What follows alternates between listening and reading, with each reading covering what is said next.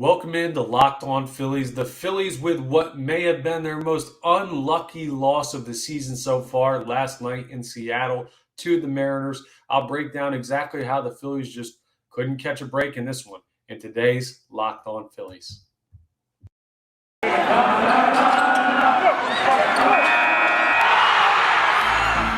You are Locked On Phillies, your daily Philadelphia Phillies podcast. Part of the Locked On Podcast Network, your team every day.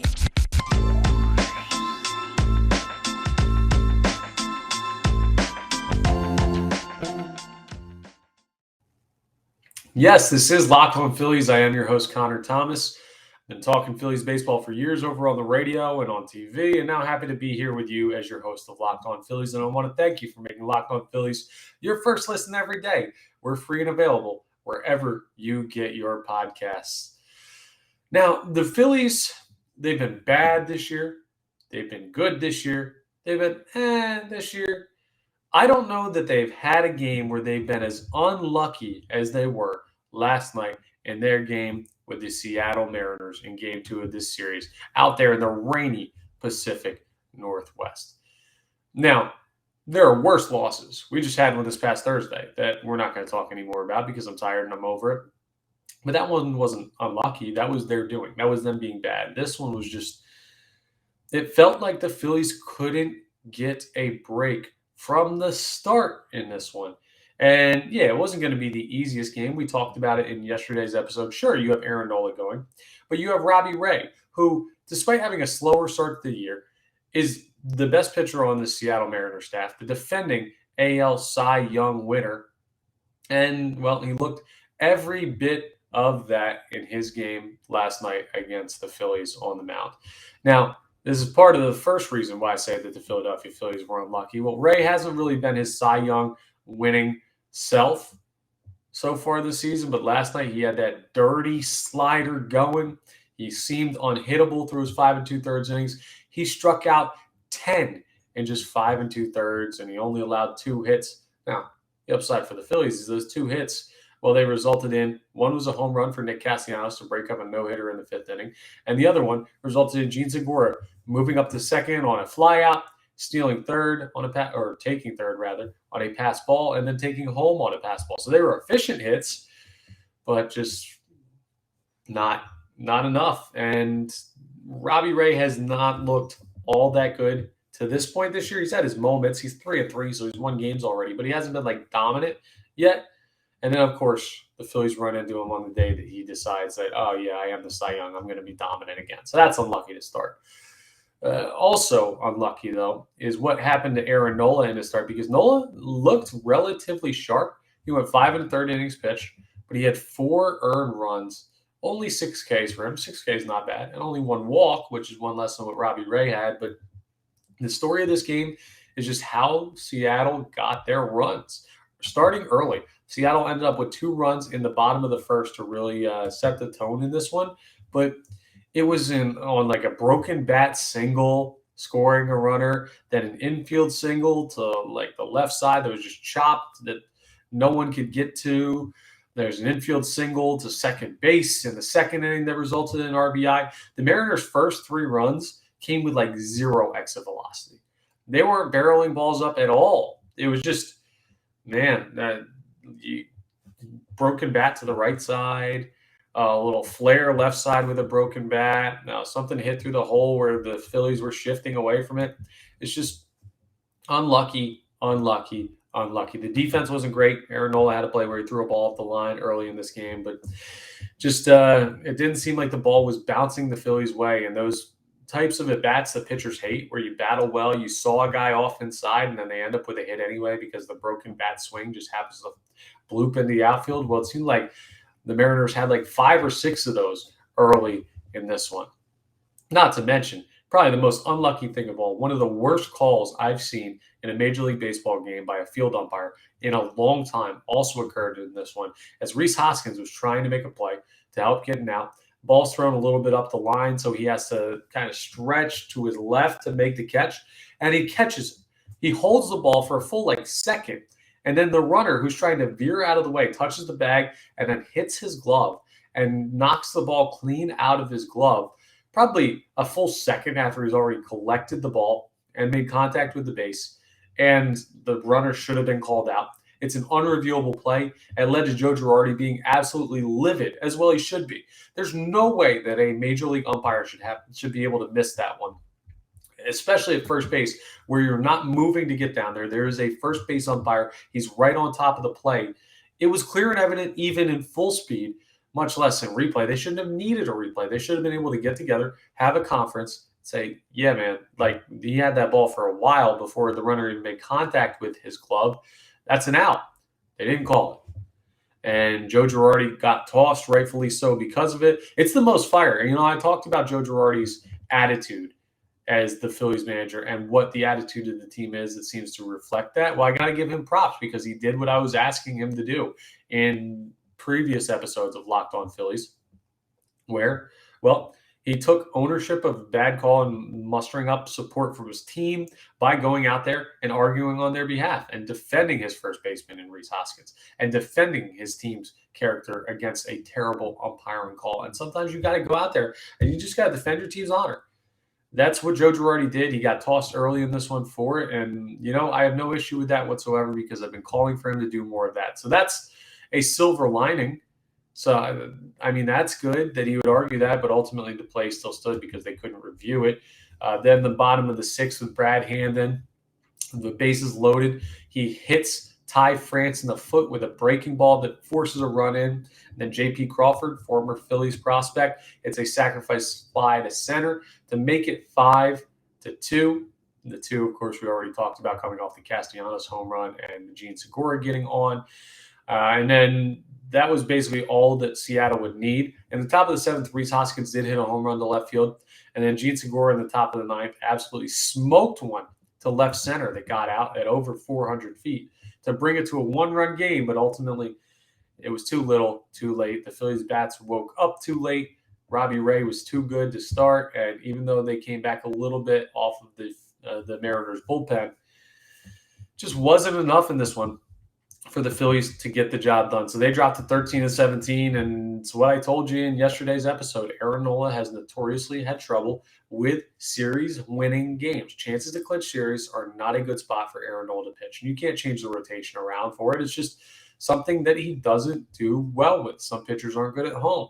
Some pitchers aren't good on the road. Some pitchers aren't good in certain climates or places or ballparks or against certain teams. Aaron Nola, for whatever reason, his bugaboo is just very clearly, when he has pressure on him to win a series, he wilts. And he didn't have a bad night last night. I don't mean to say that at all. He was more the victim of unlucky circumstances for basically the location of these hits. But still, it's a troubling trend with him that continued last night in Seattle. The good news for the Phillies, though, they still have a chance to salvage a series win. The sweep's off the table. But, hey, we've got afternoon baseball today. It's a little bit later than our normal afternoon game. Normally, we'd be looking at 1 o'clock, but it's 3:40 Eastern Standard Time since they're out in Seattle. And, well, the Phillies are going to have to overcome some very difficult circumstances if they want to win this next game. I'll tell you exactly why, based on something that we talked about in yesterday's episode, an issue currently plaguing the team. Well, it's rearing its ugly head in this one, just like it did in the doubleheader against the Mets. And can the Phillies pull it off? I'm very skeptical, but there is one silver lining I'll look at on the other side. I'll be right back with you with some more Locked On Phillies. That first base umpire from last night's Phillies game, well, they might be searching for a job soon. But with spring in the air, it's a time of renewal and growth, both personally and professionally. And that umpire, should go check out LinkedIn, just as all you can. As your small business grows, LinkedIn Jobs is here to make it easier to find the people you want to talk to faster and for free. You can create free job posts in just minutes on LinkedIn. You can meet it's a market of over 810 million people. I didn't even know there were that many people out there. Okay, so I knew there were a couple billion, but still, that's so many. Then you can add your job, and you can make sure you can hashtag it with hiring so people know exactly what you're looking for. Bring in people who are the right mind and right industry, everything. It's not just random applications. It's so much more pointed and it works so much better. There's simple tools like screening questions to make it easy to focus on candidates with just the right skills you're looking for. And that's why small businesses rate LinkedIn Jobs #1 in delivering quality hires versus leading competitors. So LinkedIn Jobs, well, they help you find the candidates you want to talk to faster. Did you know every week nearly 40 million job seekers visit LinkedIn? So post your job for free at linkedin.com/lockedonmlb. That's linkedin.com/lockedonmlb to post your job for free. Terms and conditions apply. Like I said, we've got some afternoon baseball in today's matchup between the Philadelphia Phillies and the Seattle Mariners. You know what's nice about afternoon baseball? Well, it means no more late nights. It means no more late night locked on nows for me. Well, at least for the time being, until the Phillies go down and they see the Dodgers, and they'll be back to waking up in the middle of the night. But that's the type of commitment the Locked On Network and hosts like me give you for Locked On Nows. That's why I want to thank you for always making Locked On Phillies your first listen, but also check out those Locked On Nows in our Locked On Now podcast. It's immediate reactions from MLB hosts and podcast hosts on the Locked On Network across Major League Baseball, where you're getting just the first thoughts that pop into our minds following a win, a loss, breaking news, anything like that. It's done like no other network can do, because Locked On, we're the only ones who give you your team and your content every day. Check out Locked On Now's podcast wherever you get your podcast, free and available every day. It's refreshing to not have to stay up till 1 a.m.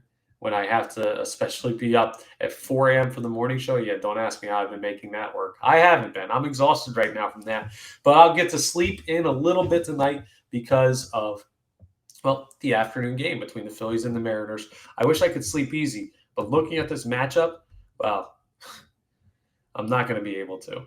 The matchup today, well, I can tell you a little bit about the Seattle Mariners starting pitcher, who, of course, owns, well, the best ERA on their team, even including that Cy Young winner that we just saw yesterday. Yeah, Logan Gilbert goes for the Seattle Mariners today. He's got a 1.36 ERA and a 1.09 whip, meaning, well, he lets guys on base every once in a while, but he's been getting out of it unscathed. He also has no losses so far in the year. Starts out the year 4-0 and in 33 innings pitched. He's got 33 Ks, so he's also a strikeout threat. The only thing that's really hurting that whip so much is the fact that he has 11 walks in those 33 innings. Needs to get those numbers down, but still having a strong year for I believe he's 25 years old, a young right-hander. Now, Phillies hit right-handers better. That's a good sign, but what's not a good sign is who's starting for the Phillies. That's no knock on this player specifically, but Bailey Falter has been recalled to start for the Philadelphia Phillies in today's game. Matt Vierling, as a result of that move, was optioned down to AAA. We'll talk a little bit about more why Matt Vierling was the guy chosen to be optioned down. But Falter, obviously not a starter, has a little bit of that experience from down in the minors, but was a bullpen arm up here, a crafty lefty. I believe he made a spot start last year in Boston, I want to say, or he came in early in relief in that game and threw a good number of innings. So it's not a completely foreign concept to him, but he's stepping in as the first to replace Zach Wheeler and Zach Eflin since the COVID pandemic. Well, the first since the day they came out of the doubleheader, the first extended of this week to replace Zach Eflin and Zach Wheeler in their consecutive starts when you're dealing with the COVID injured list that those two have been placed on. So Falter will start. It'll be a bullpen game for the Phillies, which is not a great sign considering that they're heading into a matchup with the juggernaut Los Angeles Dodgers. And to go in with a bullpen where everybody threw the day before you go down there, well, yeah, that's what I would call less than ideal, but it's the nature of what the situation is right now for the Phillies. You can't do anything about the COVID list. And the lineup for the Mariners, well, it heated up in yesterday's game. Frazier in the leadoff spot, 3 hits. Ty France in the 2-hole, 2 hits. J.P. Crawford had the RBI, even though he didn't have a hit. Eugenio Suarez, 2 hits. Jesse Winker, 1 hit. Torrens had 2 hits out of the 9-hole. It was just, they had a really strong game. They put up 11 hits. It wasn't quite the 17 that the Phillies had in the first game, but the Mariners are waking up a little bit, and they're not a pushover team. I told you this when the series started. This is not a team that's going to lay down and die and allow you to just walk into their house and sweep them. That's not this Mariners team. There were older Mariners teams that would do that. And will the Mariners end their long playoff drought this year? Well, who's to say? Right now, it doesn't look great for them, but it's still early. They're kind of in a similar spot that the Phillies are in. But that's exactly it. If the Phillies were a different team and you were looking at coming into Citizens Bank Park, would you expect them to just lie down and allow you to sweep? No, they didn't let the Mets do it either time. They haven't been swept. I'm trying to think back if the Phillies have been swept. I'm going to have to go back through the record and check the schedule. But my point is, teams at this level, unless they're bottom of the barrel, are hard to sweep. So you're going to have to come out and compete each game, and the Mariners showed that last night. But can you take the series? That's the biggest question. And you got a tough task against the guy who's on the mound. The Phillies yesterday had only 5 hits, so 4 runs on 5 hits is efficient. Maybe if they up those numbers, it'll contribute to more runs than just the 4 that they got. And I think if they can get into the 6 or 7 range, they should be able to take care of business in this one. But they're going to need to score significantly today to give themselves a chance with the bullpen game. So that's what we're looking at as we get ready for a series with the Los Angeles Dodgers. A much-needed series win on the line today. And you basically have your worst-case scenario with starting pitching, that is, in today's game. And again, no knock on Bailey Falter. He's getting put into a very difficult spot. Will he be up for the task? Well, that's up to him. Young lefty who's got some ability to throw at this level. But really, it's just the Phillies are prisoners of the COVID list at the moment. And I'd much rather have Wheeler or Eflin throwing today, or really any of the 5 starters that are in your major league rotation and were on opening day. But you're stuck with what you got. You don't have many young pitching prospects to call up. So Bailey Falter, here's the ball. I was going to motion and pretend like I had it, but I actually have baseball here. So Bailey Falter, here's the ball. And go ahead and let's see what you got, kid, because you are the Phillies' only hope for going ahead and taking care of a series-ending win out there in Seattle. The Phillies have been all right in this series. Nick Castellanos with another 1-for-3 performance with an RBI yesterday. He's got 3 hits in the series so far, I think. Might even have 4. Rhys Hoskins got on the board yesterday with a home run. Gene Segura hit his 3rd home run in 3 days. So, yeah, that's something you can look at as positives and could help out. And the reason, by the way, that I told you I was going to get into, that Matt Vierling got sent down, well, you have a lot of outfield depth with Roman Quinn now healthy and able to play at the major league level, Mickey Moniak coming back, and Bryson Stott already at the major league level due to an issue with Didi Gregorius being on the injured list. So, send down the outfielder, bring up the pitcher. Vierling very easily could come up as soon as this game's over today. And be ready for the Dodgers series tomorrow. But for the time being, you need an option. Somebody in just more outfield depth, and Vierling batting 170 is the odd man out in the outfield rotation, regardless of the position he plays. So that's just explaining the most recent Phillies roster move. Okay, it's been an arduous couple of days to start this week, not just because of the late schedule, but because of a tough loss here, this remnants of a tough series against the Mets. But it's Wednesday. And Wednesday is when we do stepping off. So in stepping off, I'm going to go ahead and step outside the lines of baseball strategy and talking about this team's performance, everything like that. And we're going to get into a fun little side topic to round out today's episode that hopefully will take your mind off of the troubles that the Philadelphia Phillies have faced so far this season. That's my goal. In the next segment, I'm just going to try and make you feel good about talking about baseball because, well, after Phillies loss, yeah, it's always just a little bit tougher, but I got you. Trust me. We'll be right back. I'll tell you all about it on today's Locked On Phillies. I'm a little bit tired today. My workout could be not as good as I want it to be, but you know why it's going to be? And I know for a fact it is? Well, that's because of Built Bar. Me taking these Built Bars, well, it's getting me ready for summer because it's coming, folks. And with summer, you're going to need some food on the go. I've been busy the past couple of days. I know you're busy out there. Well, Built Bars are the perfect snack to take with you on family vacations, going down the shore, anything like that. Just throw them in your bag, your kids' backpacks. Make sure that everyone has a bar so that you're fueled up. You're ready for whatever adventures the summer has for you. The best part about Built Bars is they're healthy. They taste great too. And with 100% real chocolate, you're not going to find a better tasting snack that's this healthy for you. It's awesome. All Built Bars and their special puffs, which are protein-infused marshmallows, are covered in that 100% real chocolate. That means You can eat healthy and actually enjoy doing it. And with Built Bars, most Built Bars really only containing 130 calories, 4 grams of sugar, 4 net carbs, and a whopping 17 grams of protein. Those are some great numbers to help you get in great shape for this summer. So I want you to go to Built.com, use promo code LOCK15 and get 15% off your order. That's promo code LOCK15 for 15% off at Built.com.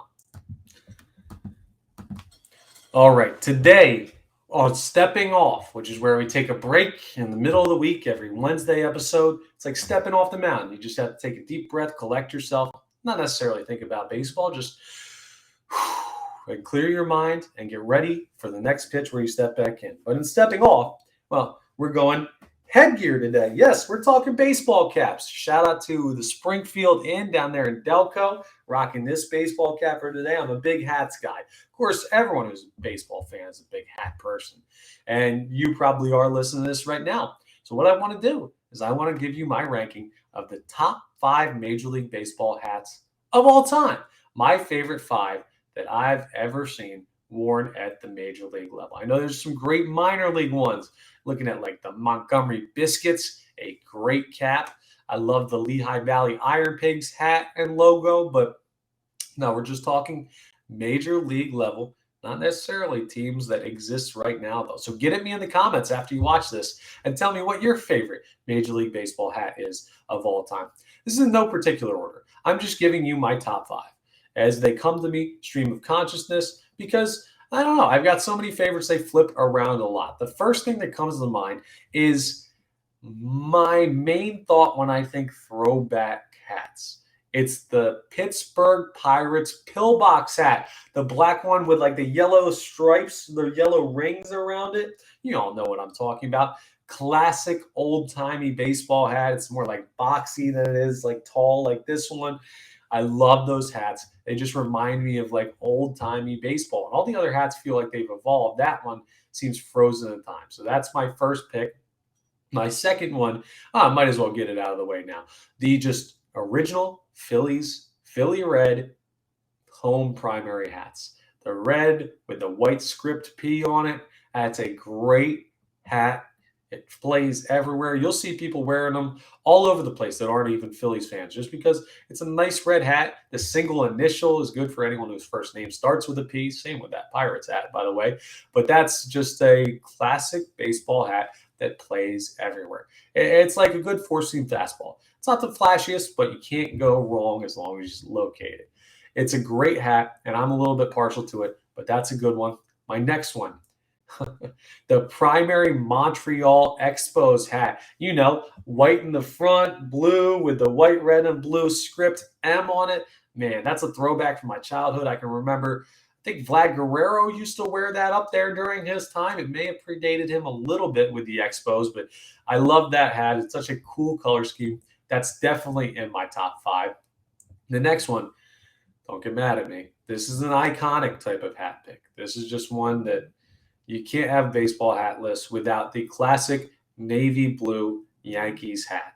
It's just, I mean, that is probably the most popular baseball hat of all time. It's probably the most worn of any Major League Baseball logo and team name that's ever been put out there. I got to give respect to the king because even though the Yankees haven't won in a while now, since what, 2009? Yeah, okay. But anyway, it's the hat. And the hat I can separate from the team just a little bit for how iconic it is.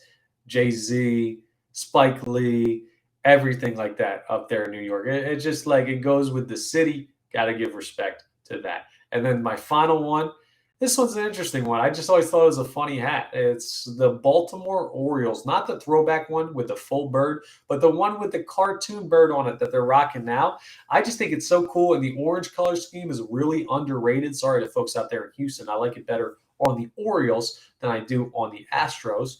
But I love the cartoon Orioles bird on there. I love the cartoon version of the logos. I always like the Cubs hat with the little cartoon bear that was on the front. It wasn't as much of a cartoon, but more just like the picture of the face of the bear. But for me, the Orioles one makes it in the top 5. So those are my 5. Get at me in the comments as to what your top, you can even give me top 5, or you just want to give me your favorite baseball hat of all time, especially if you own it. That would be awesome.